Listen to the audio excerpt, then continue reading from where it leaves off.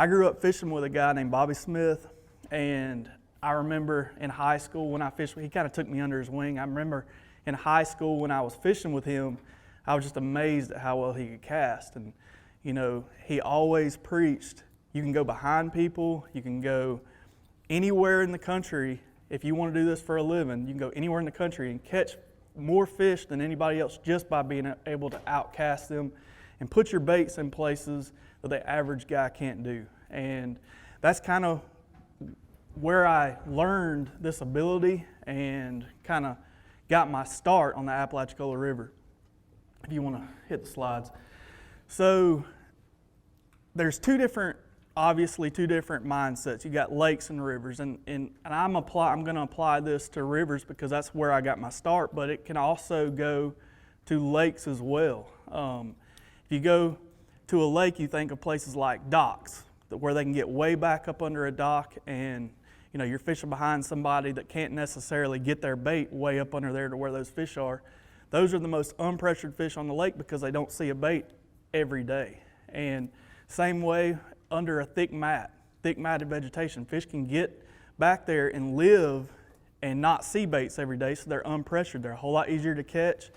And if you can get baits to those fish, you're unlocking a whole different body of water than everybody else is fishing for because you're fishing for unpressured fish that don't see stuff every day.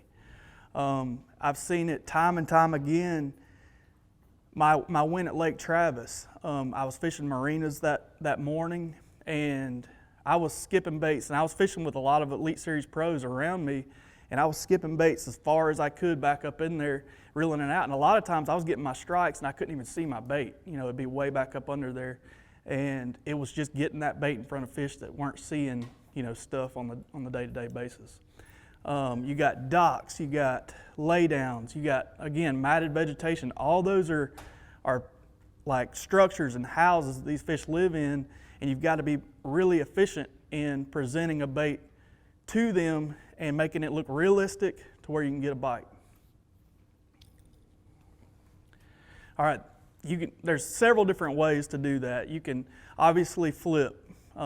Guys go down and flip bushes, flip heavy cover with big weights and things like that. It's what, you know, we do in Florida. We punch, and it's a great way to obviously catch fish that are under mats. But what my bread and butter is skipping, and that's kind of what I want to talk to you about. And the reason why I like skipping a bait and having it skip way back up under a place, number one, it doesn't create a big splash, so it's really not very intrusive to them. It doesn't, you know, spook fish, and it's also very natural. So like, if you ever see a bait fish running, it's always skipping across the surface. So it's automatically triggering that fish's reaction. If he's sitting up under a dock or a laydown and something comes skipping in there, he's already thinking it's something realistic. He's already thinking it's a brim running from something, and he's gonna immediately go investigate or even bite it. That's why a lot of times when you're skipping stuff and it skips up under a dock, they'll actually pin it against a dock post or a lay down, or even the bank. If it's a cut bank, you'll skip your bait and you don't even engage the reel handle, and that fish is already pinned it because it looks so natural coming in there to them, and it doesn't spook them.